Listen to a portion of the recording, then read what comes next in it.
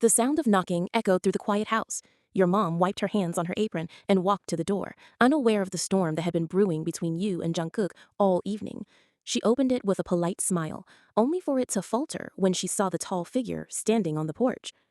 𝐸𝐸𝐾 dear, she greeted warmly, though her brows pinched slightly in surprise. What brings you here so late?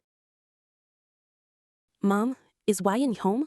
𝐸𝐸𝐾 looked different now, his shoulders heavy, his eyes softer, but clouded with guilt. He didn't even try to hide it.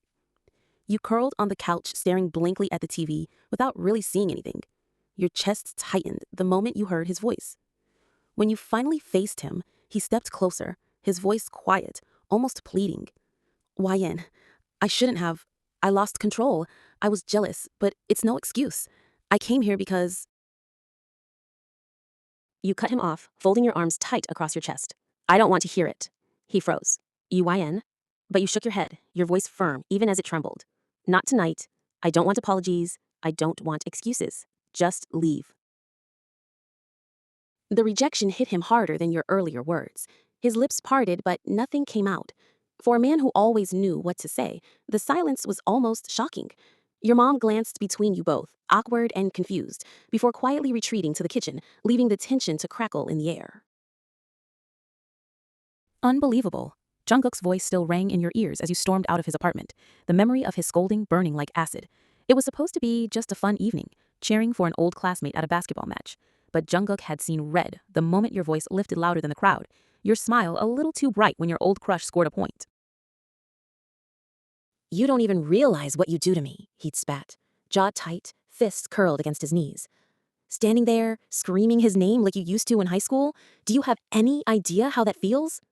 You tried to reason with him, to tell him it was innocent, meaningless. But 𝐸𝐸𝐾's jealousy cut too deep, his words sharp enough to slice right into your heart. And you had enough. Tears blurred your vision as you grabbed your bag, ignoring his call of your name. If you can't trust me, 𝐸𝐸𝐾, then maybe we don't belong together. The silence that followed was heavy, almost suffocating. You didn't wait for him to respond. You just walked out. 𝐸𝐸𝐾 finally exhaled, running a hand through his hair, frustration carved into his face. You won't even let me explain? You looked away, your throat tightening. I said enough, 𝐸𝐸𝐾. Go home. And for the first time you saw it, the flicker of fear in his eyes, like he realized he might actually lose you this time. Your mom's voice rang from the kitchen, breaking the heavy silence between you and 𝐸𝐸𝐾. 𝐸𝐻𝐜, dinner's ready. You wanted to tell him to go, to spare yourself the awkwardness, but before you could speak, he followed you to the dining room like he belonged there. The four of you sat around the table, but you barely touched your food. The clink of cutlery against plates filled the air, broken only by your mom's cheerful attempts to start small talk. 𝐸𝐸𝐾 answered politely, never once looking away from you, his gaze steady, unreadable. You refused to meet his eyes. You couldn't, not with your dad across the table, not with the suffocating tension twisting in your chest. Is everything okay between you two? Your mom asked softly, sensing the stiffness. Yes, Mom, 𝐸𝐸𝐾 answered immediately, his tone smooth, betraying nothing. You swallowed hard, biting back the bitter laugh that threatened to slip out. If only she knew. Dinner dragged like a lifetime, and the moment your parents excused themselves, your mom to clear dishes, your dad to the living room, you bolted upstairs to your childhood room, shutting the door harder than you meant to. But 𝐸𝐸𝐾 wasn't leaving.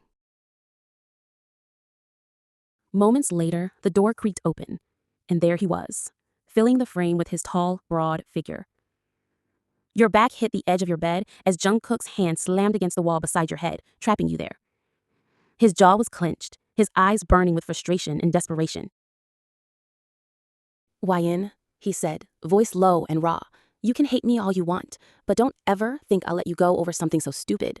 I was jealous, I was cruel, but don't you dare think it's because I don't love you. Your breath caught. The fight, the pain, the stubbornness, it all collided with the sincerity in his voice. For the first time since the argument, you saw it. The guilt, the fear of losing you. Your lips trembled. You hurt me, 𝐸𝐸𝐾. I'm not some girl you can scold and control. I loved you enough to cheer for someone else without it meaning a damn thing. Why couldn't you see that? His eyes softened, his forehead pressing against yours. Because I'm a fool. Because the thought of anyone else taking your smile makes me lose my mind. Because I only know how to want you too much. Your chest ached, the sharp edges of your anger dulling under the weight of his confession. You swallowed hard, whispering, "I don't want to fight anymore."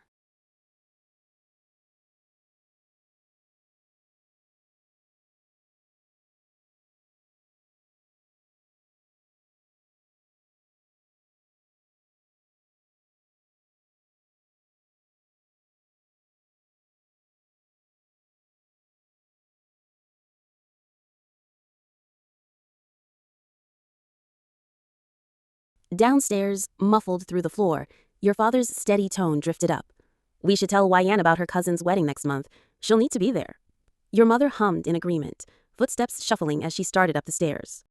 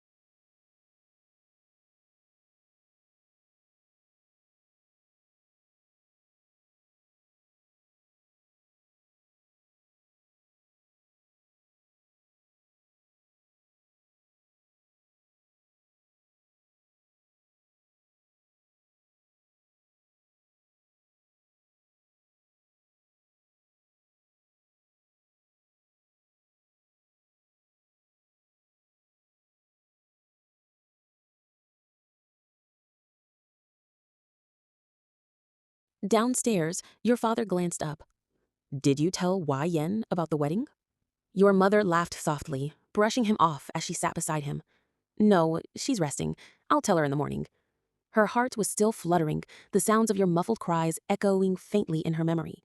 But she kept her secret smile to herself, choosing to let you have your night with your husband.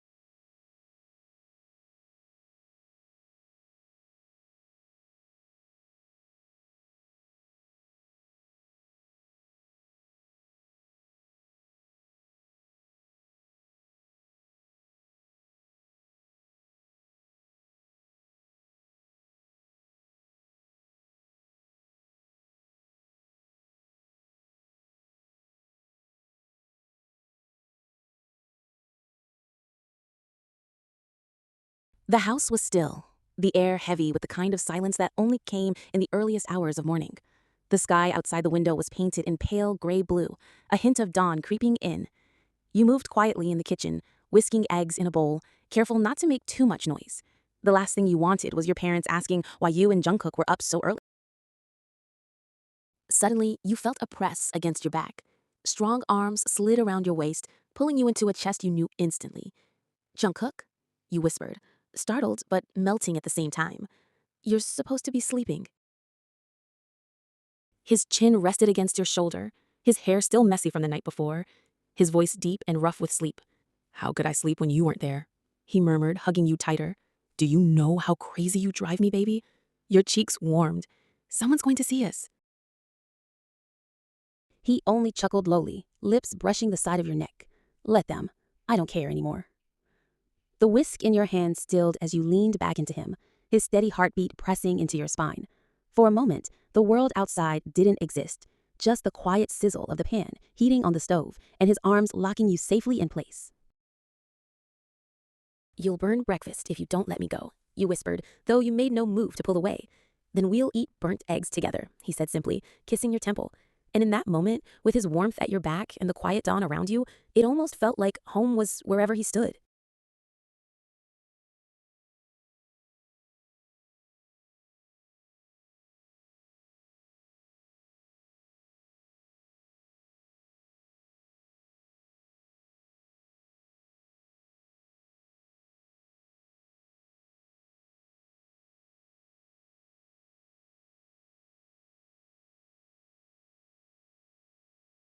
You jolted, practically leaping forward as Jungkook released you a beat too slowly. His hand lingered against your hip before he slid it away, straightening up as if nothing had happened. Good morning, Amma, you greeted quickly, trying to keep your voice steady as you turned back to the stove. Your mom rubbed her eyes and yawned. What are you doing up this early, sweetheart? You don't even wake up for morning walks with me. You swallowed, scrambling for something. Anything. Well, Jungkook didn't eat properly last night. He said he was hungry, so I thought I'd make something. From the corner of your eye, you caught Jungkook's lips tug upward into a quiet smirk. Your mom's gaze flickered between the two of you, and though she only hummed softly, there was a glimmer of amusement in her eyes. That's thoughtful of you, she said simply, reaching for a glass of water as if she'd completely bought your excuse. I'll just leave you two to it then. But the way her smile lingered as she turned away made your heart race. As soon as she disappeared down the hall, Jungkook leaned close again, whispering low enough only you could hear. Hungry, huh? His breath tickled your ear. Should I remind you who really kept you awake last night? Your cheeks flushed crimson, and he smacked his arm lightly. Stop it, Jungkook. But you couldn't help the smile tugging at your lips. The breakfast table was unusually lively for such an early hour. You had managed to set everything out, warm toast, eggs, fruits, and coffee, while Jungkook sat beside you, his hands casually brushing against yours under the table whenever no one was looking. Your father flipped through the morning newspaper, grumbling lightly about politics, while your mom poured juice into the glasses. Her gaze kept darting toward you and Jungkook, the tiniest smile threatening to curve her lips. Everything looks good today, your dad commented, taking a bite. You should wake up early more often, your name. You gave him a sheepish smile, stabbing your fork into your food. Maybe. But before you could take another bite, your mom spoke up with a deceptively casual tone. Maybe she's practicing, she said, sipping her coffee. Sooner or later, they'll have to get used to preparing breakfast for more than two. Your fork froze halfway to your mouth. You nearly choked as you turned wide-eyed toward her. Mama!